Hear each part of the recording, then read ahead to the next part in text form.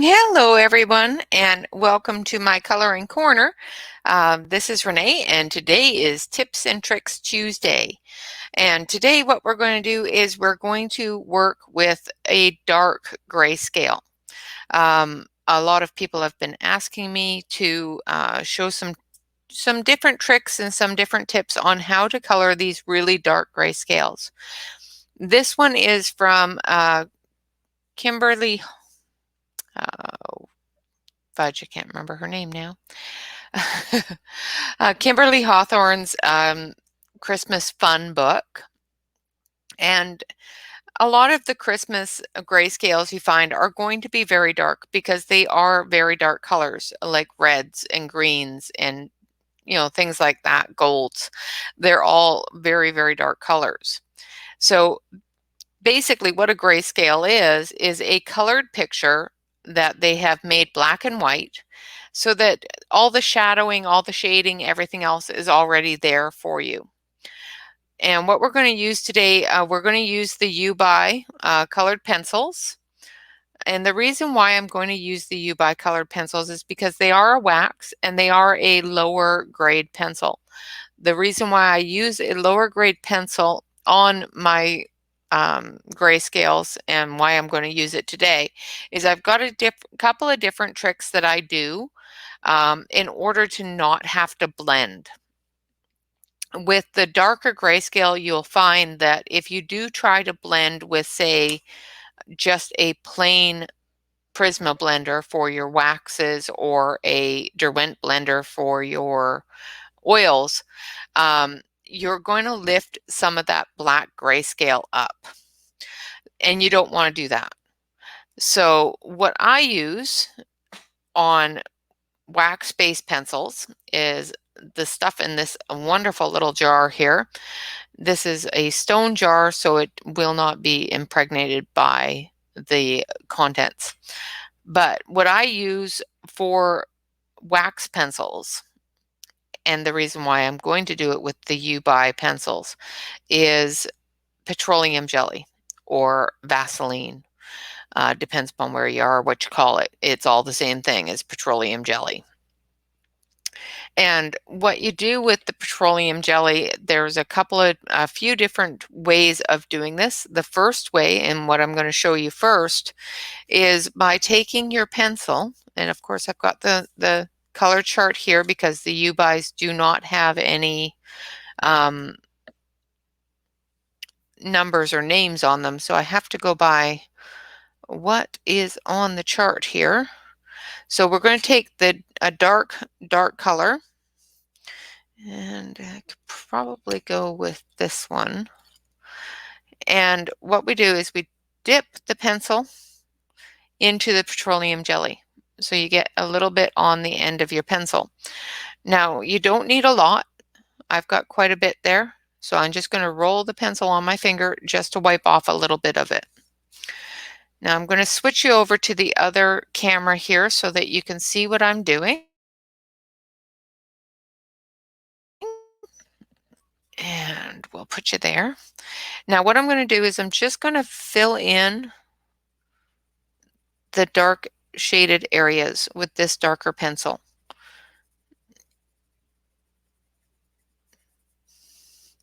And as you can see, the pigment is going down quite smoothly with the Vaseline on the pencil.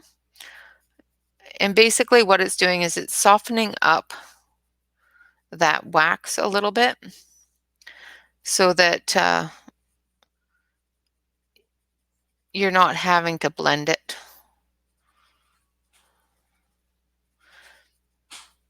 Okay, so we're just going to go around and we're going to use this darker red for the shadow areas. Now with grayscale, actually for most things, I usually put the dark down first and then go over it with the brighter, lighter color. And we've got some dark down here.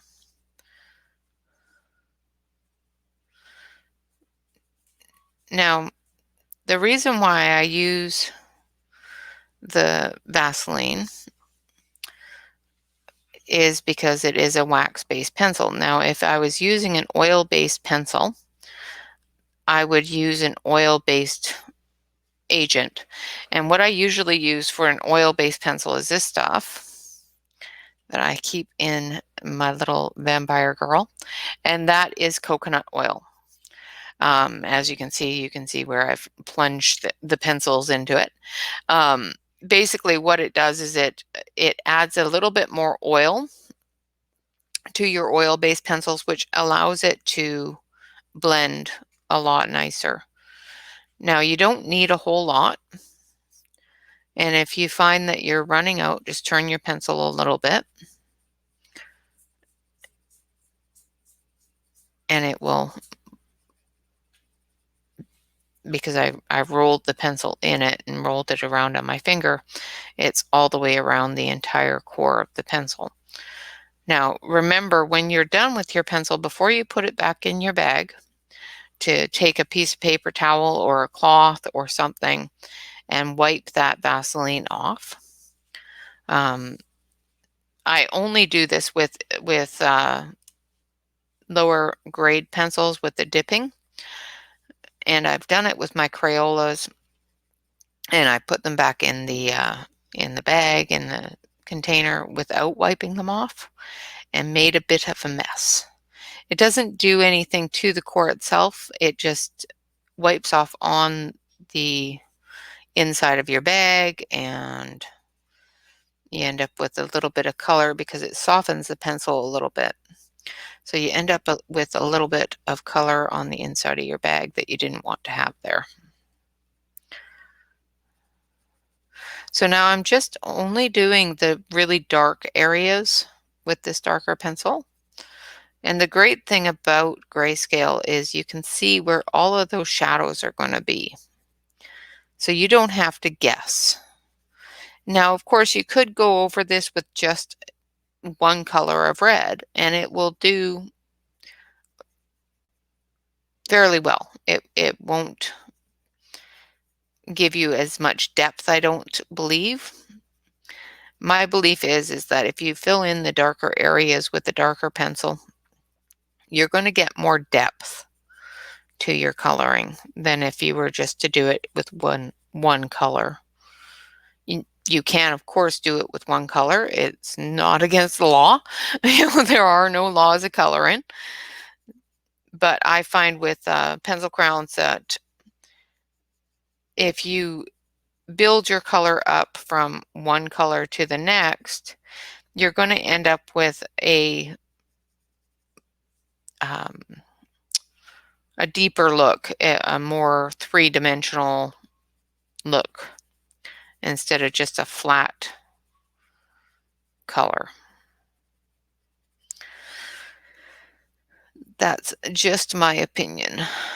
And of course, I am a very opinionated person, but I'm not going to say your opinion is wrong either. So, and another thing that I really like about the grayscale is you can definitely see where all of the creases, all of the movement of the fabric is when it comes to clothing. So for instance, this has little creases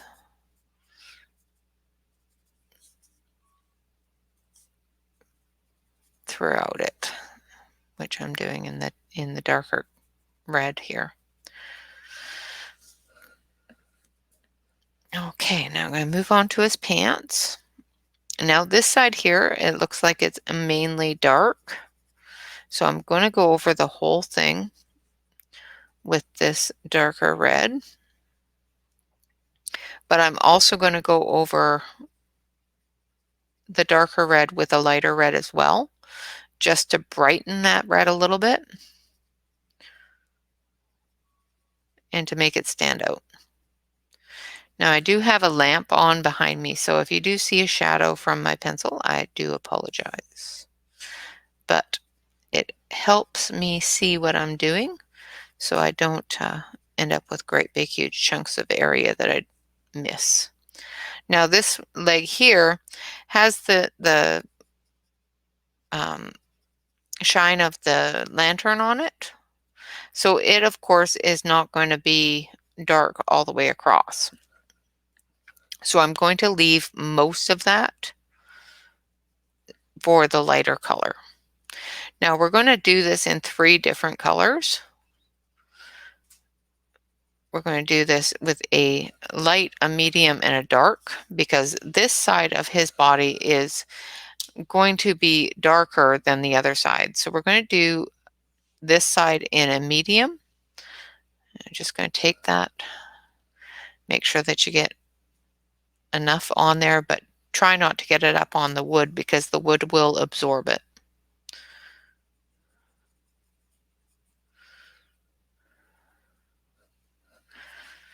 And then we'll go down here. I just gotta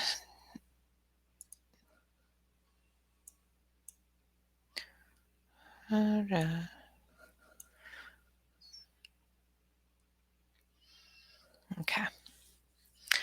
And I have done something horrible and colored this area here, which is actually a part of the sled. Now, as you can see, when you do make a mistake like this, even with the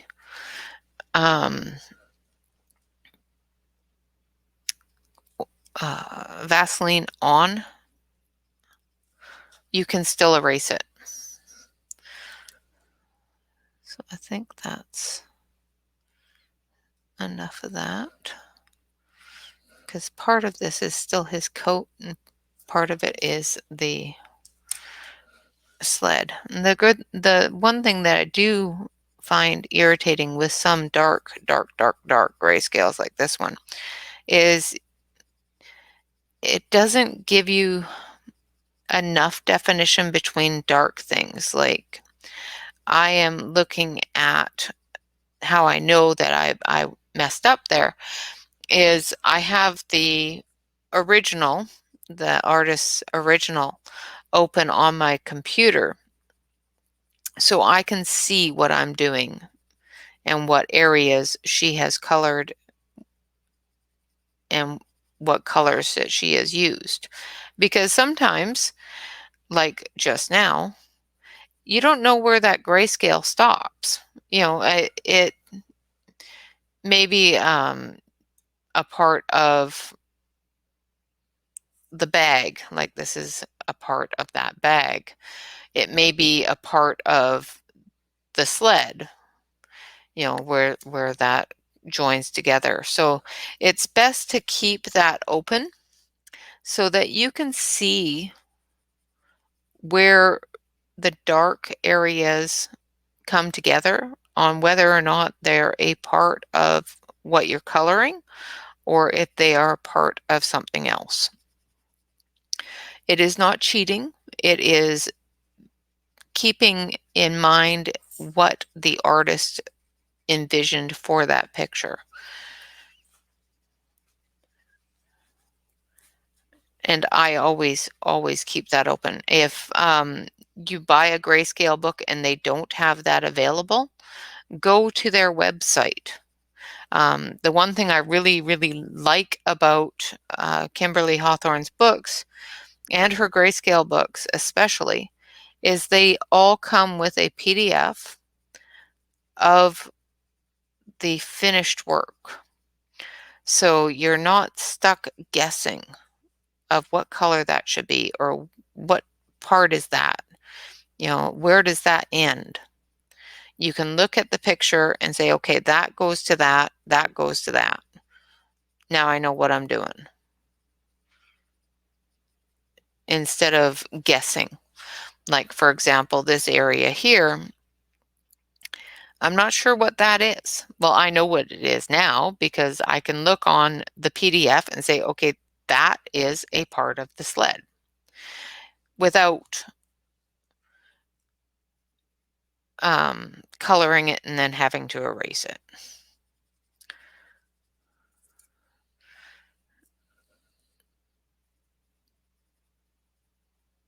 I'm just going to go around these areas. And there's certain areas that you can tell are darker than others.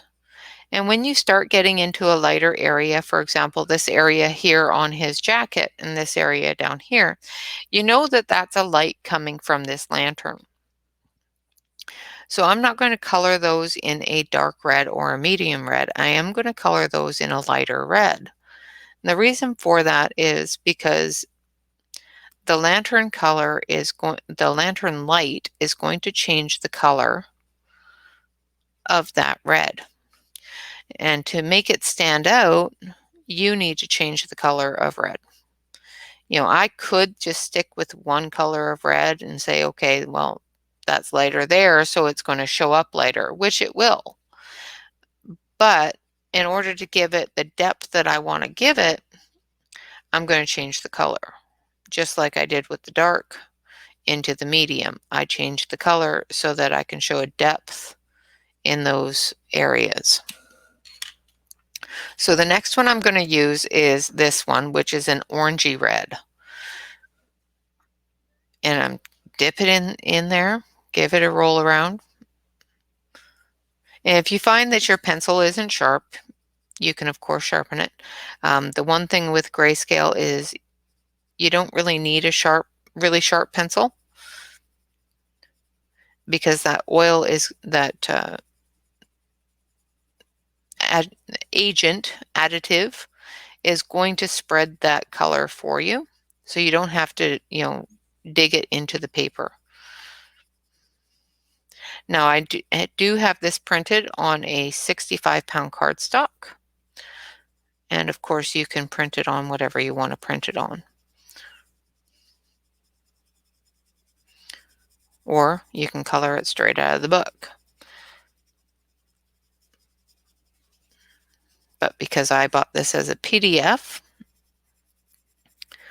I'm coloring it on cardstock. And I did do a lot of her stuff last year, and her Christmas book is one of the first books I ever bought in grayscale. And when I opened the book, it was the Easter book, I was really surprised on how dark the grayscale was. So when I finally got to the back of the book, I found that there is the address for the PDF, and the PDF itself has all of the completed works in it, which did help a lot on making sure that I got that areas where I wanted to color right. Now I forgot to finish the ends here. And these are the loops of his belt.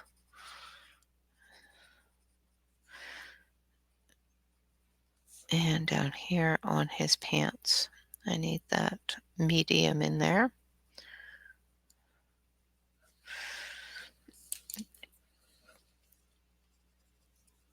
Okay, and how am I going to do that a little lighter?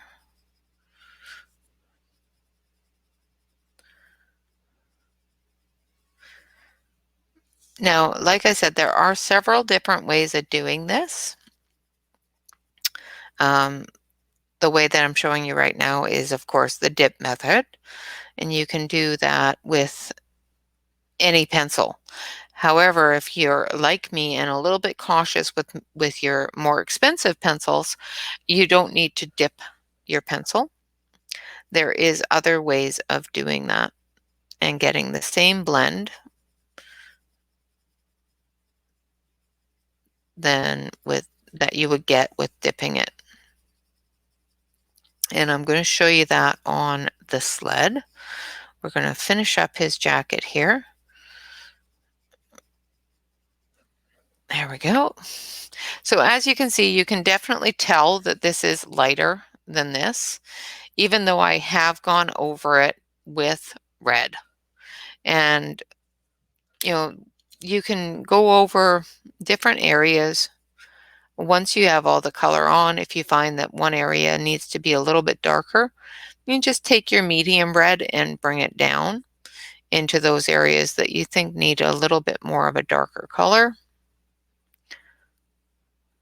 But you don't need to take a blending pencil to it.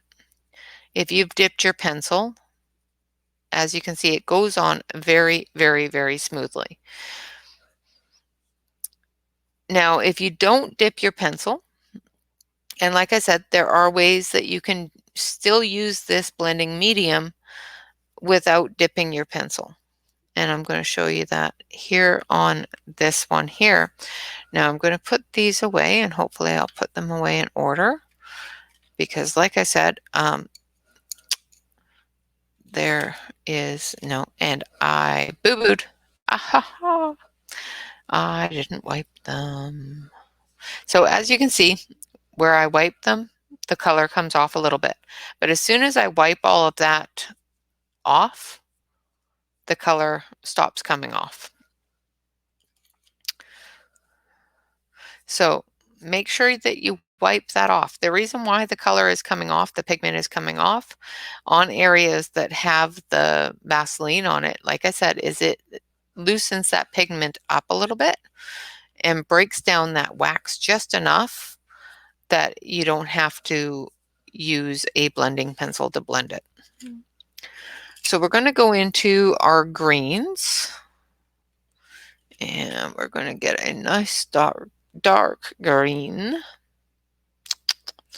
and a medium green. So I think I want this one, and I think that's the one.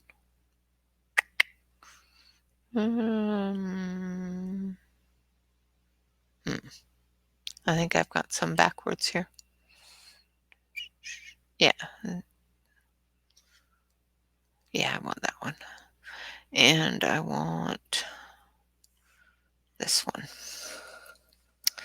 So these are two different greens. One's a very dark green, one's a very light green. And I want one more, which will be a medium green. I think therefore I am. No. Yes, this one here. This one here is a medium green.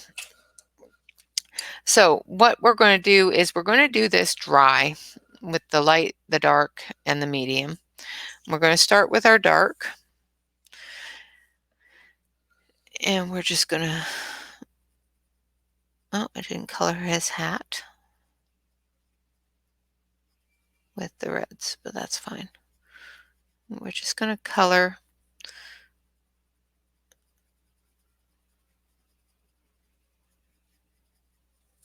the sled areas.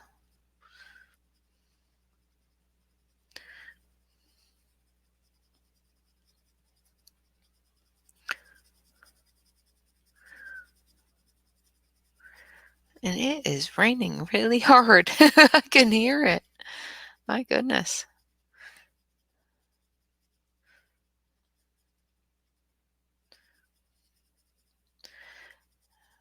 Now I know it's a really, really, really dark color on the back of the sled here, which is a very, very dark black color of grayscale. Now I know I'm also using a very dark color on top of it, which is hard to see. But when you get your entire picture done, you'll be able to see that color and know that it's the right color. So I'm just going to go over it a little bit with this lighter green, just to make it stand out a little bit.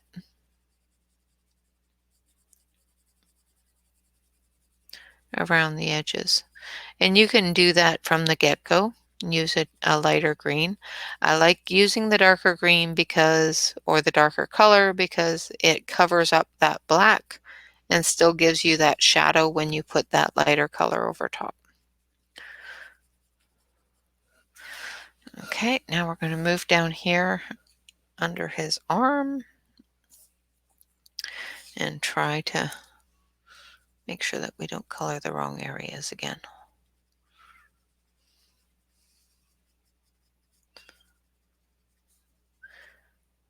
And I'm just going to color the dark areas.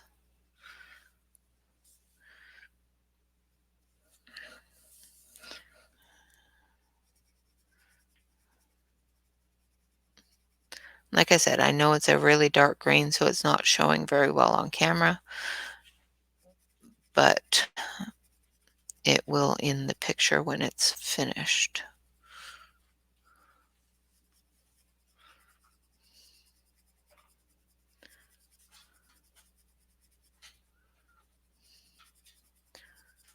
All right. Now I have already done this picture, and I've already done this part of the picture. However, after I was finished recording and I was doing my watch through, and it's a good thing I do my watch throughs instead of just throwing it on up there, because at some point my mic got muted.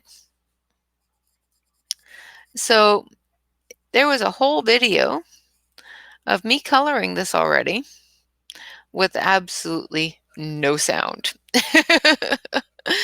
So here we are again. This time, hopefully you have sound. I can upload the other one if you prefer not to have the sound, but it would make explaining this very difficult. So I'm just going to go over these areas here where it's not as dark with this medium green.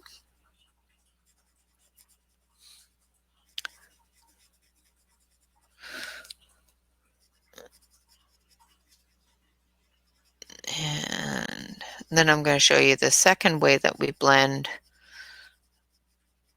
with the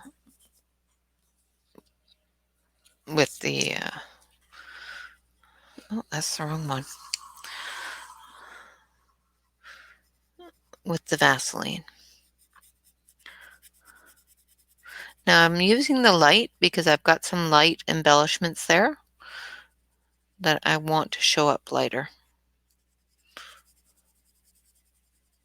And I'm not being gentle with it, I'm not being dainty with it, I'm just covering those with the color. And I'll show you why in just a moment here, as soon as we get into the Vaseline. Okay, and we've got a little area up there, which is a part of the sled as well. Let's make sure we color it, otherwise we're going to forget. And then it won't be the right color, will it? All right. Now I know I've left the front of the sled, and I did that on purpose. I'm going to move this over so that you can see it. I'm just going to make sure that those little areas are covered so it looks the right color. Now the second way that we blend the with the Vaseline is with either a Q-tip or one of these babies. These work really, really well because they hold on to the Vaseline quite nicely without putting too much on the page. So it is easy to control on where you want it to go as well as where you don't want it to go, without putting a lot of lines in it and a lot of pencil markings. It also doesn't lift up the black or a lot of the color. So if you are very light-handed with it, you're not going to lose a lot of your color by this method. And you can use this method on anything that you use colored pencils on. So if you decide that you want to blend line art this way, you can definitely do that. I find that blending with the colored pencils this way on a grayscale is a lot easier. That way I'm not losing that grayscale, but I'm not losing the color either. Now, if you do find that you've got too much or too little, just add a little more or flip it over. I'm just going to flip it over and take that away a little bit so that it's not too light or too dark. Now I'm rubbing my finger across it and it's not pulling up any color. It's not extremely oily or anything like that, so don't worry about that. It's not going to change the texture of the paper or anything like that, so don't worry about that either. Now the third way, and this way is one that I use when I'm using my Prismas or things like that, is fill it in, color it all in. Now this is going to be a darker area because it is shaded. So hopefully you'll be able to see the color.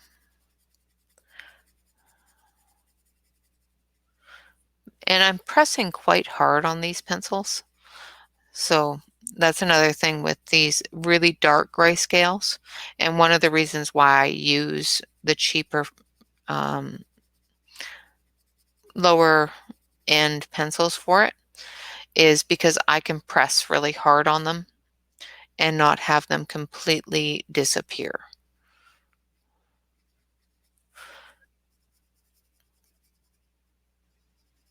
Because that's the unfortunate thing about grayscale, is in order to cover up this black with a color that you can see, sometimes you need to press harder on it.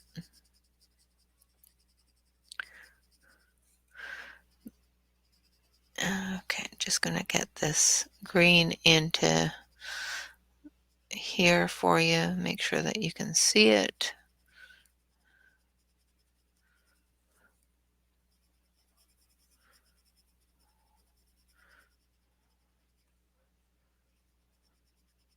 Okay, so we've got the green in there and we've got it blended in, but we've got a whole bunch of pencil lines now.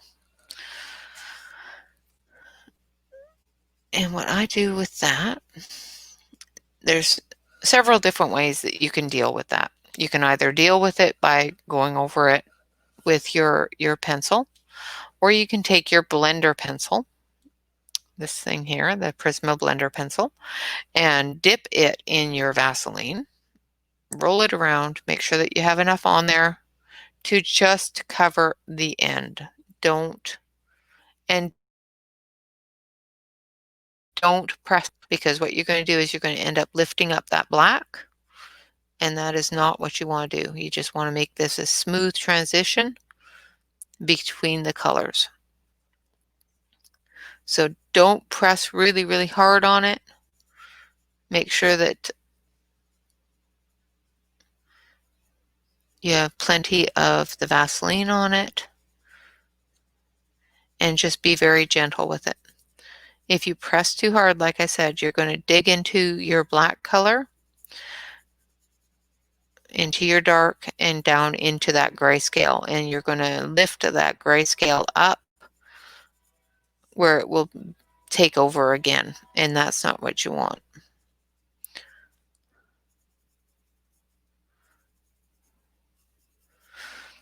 Okay, so that is the way that we do dark grayscale. And once I'm done this picture, you'll be able to see that that green, even though it doesn't stand out right now because there is so much going on around it, that green will actually stand out quite nicely. I'm going to actually finish off his hat because it's driving me crazy. So I need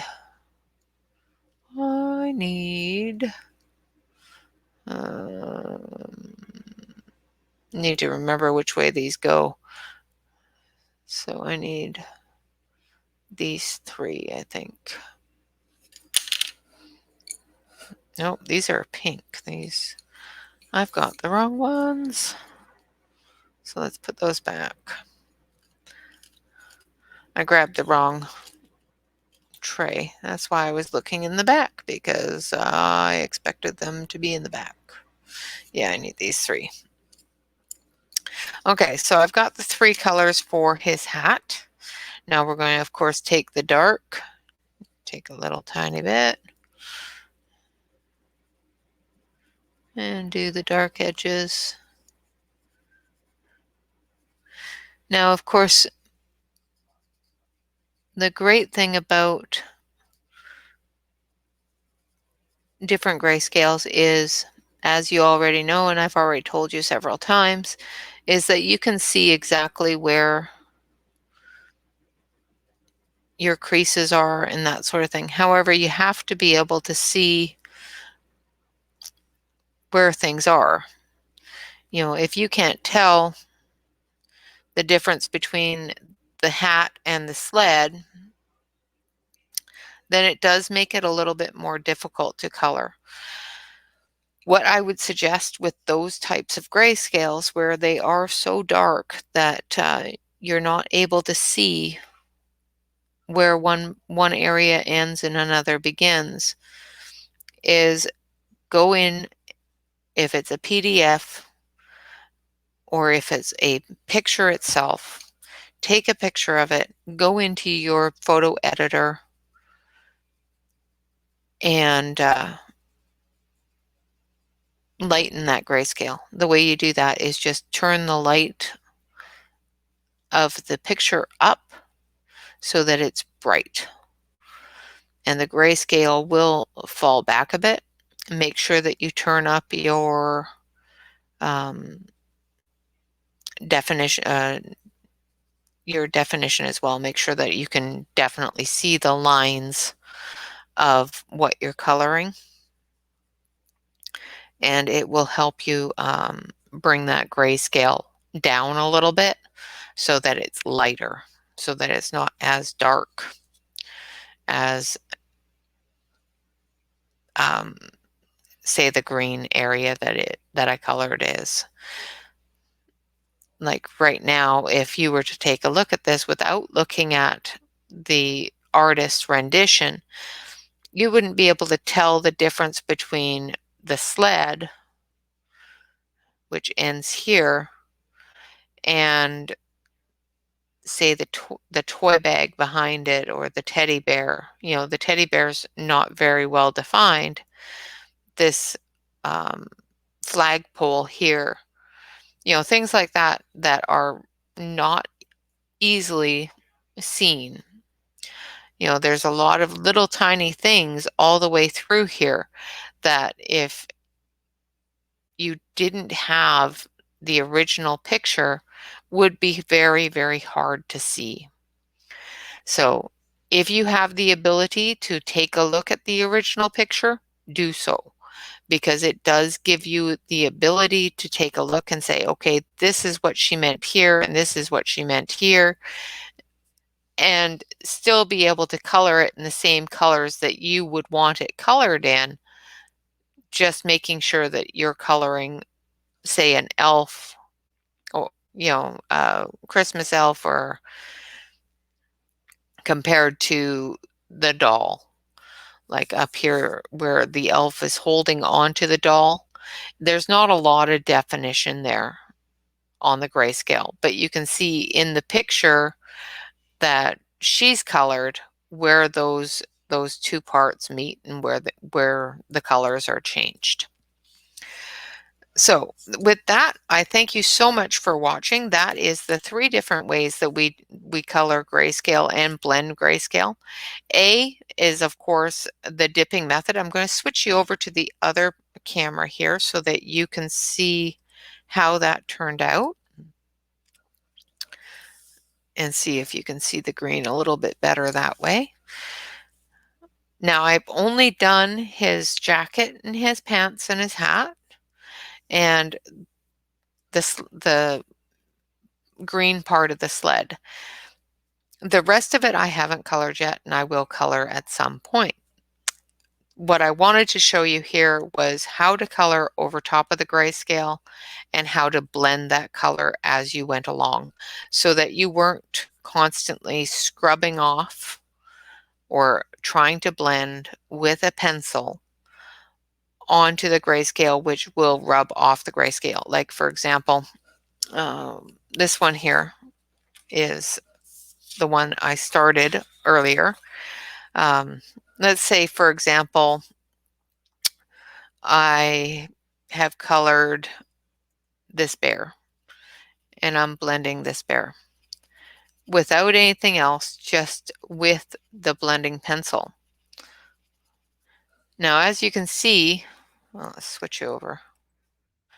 As you can see, it has moved that black into the areas that I don't want it to be.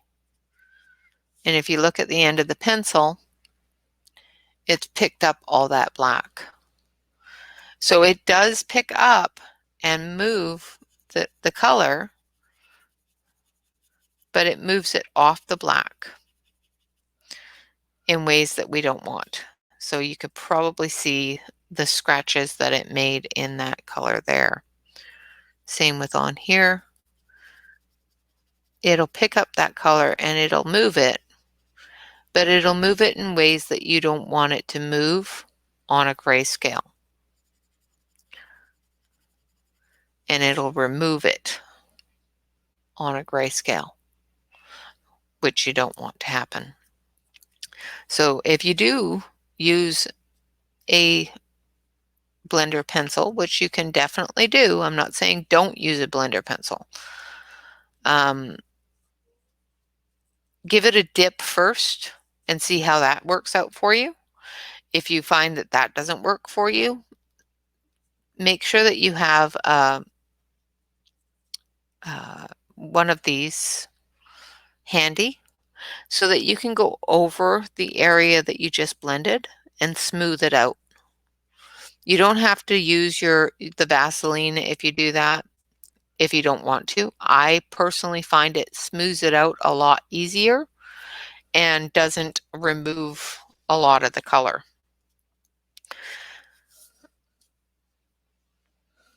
All right, I thank you so much for joining me. The 3 ways that we have learned how to blend a grayscale today. Let's grab the other one. On the jacket, I used the UB red pencils, and I dipped those pencils. And I did that with the red jacket and his hat and his pants. Now, before putting those back in, make sure that you wipe them down so that you remove any and all of the Vaseline from the core of your pencils. I didn't do that on my